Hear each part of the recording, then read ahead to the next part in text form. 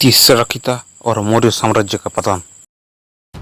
तो आप सभी को पता है कि आचार्य चाणक्य की सहायता से चंद्रगुप्त ने मगध में मौर्य साम्राज्य की स्थापना की थी और इसकी सीमाएं हिंदू कुश पार आज की अफगानिस्तान तक पहुंची थी। साम्राज्य के उत्थान का वृत्तांत जितना लोमहर्षक होता है उतना ही पतन का कारक भी भयानक होता है। देखा जाए तो कई कारणों की वजह से मौर्य साम्राज्य का पतन हुआ, जैसे कि अयोग्य शासक, साम्राज्य के विभाजन इत्यादि। और इसमें सबसे बड़ा योगदान तीसरा नाम की एक महिला की थी। पर इस महिला की जानकारी आज की हमारे इतिहास के पुस्तक में कोई दर्ज नहीं है। तो कौन थी तीसरा?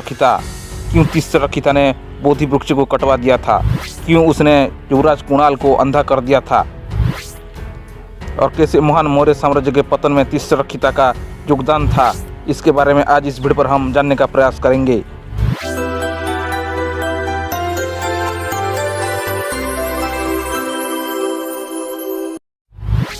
तीसरा और उसकी जीवनी वृत्तांत हमें बौद्ध ग्रंथ दिव्यवदन, जैन ग्रंथ परिशिष्ट पर्व और तथा वायु पुराण से जानकारी मिलती है।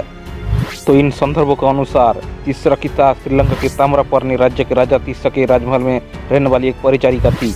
बाद में समनिष्ठा की वजह से राजा तीसरा ने उसे सम्मानित किया, पदोन्नति दी तथा तीसरा नाम भी दिया। इससे पता चलता है कि तीसरा उसकी मूल नाम नहीं था।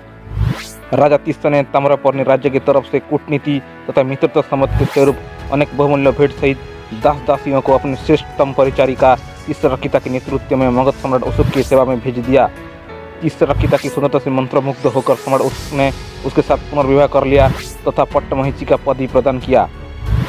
लेकिन तीसरा असल में युवराज कुणाल के प्रति आसक्ति थी। युवराज कुणाल सम्राट अशोक और रानी पद्मावती का पुत्र था, जो कि अत्यंत रूपवान, आदर्शवादी तथा योग्य प्रशासक था।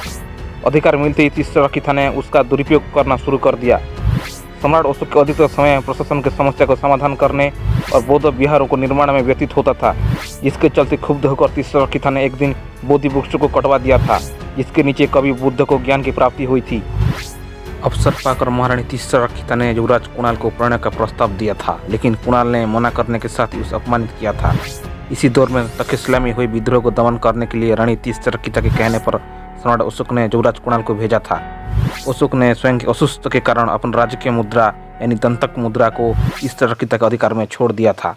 इसी का दुरुपयोग करके तीसरा ने अपमान का प्रतिशोध लेने के लिए तक्षशिला के अमात्यों के पास आदेश भिजवाया कि युवराज कुणाल को अंधा कर दिया जाए, जिससे युवराज कुणाल को अंधा कर दिया गया। जब सम्राट अशोक को इन सभी षड्यंत्र बारे में पता चला तो उनके आदेश पर तीसरा को जीवित ही जला दिया गया।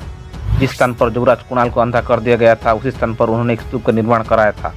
अशोक के बाद कुणाल मगध के सम्राट होते हैं, लेकिन अंधे होने की वजह से उनके परिजन तथा सभासद वर्ग भी इसका खूब फायदा उठाते हैं, जिसके चलते विशाल तथा महान मौर्य साम्राज्य विभाजित हो जाता है तथा उसका विघटन की प्रक्रिया भी आरंभ हो जाता है।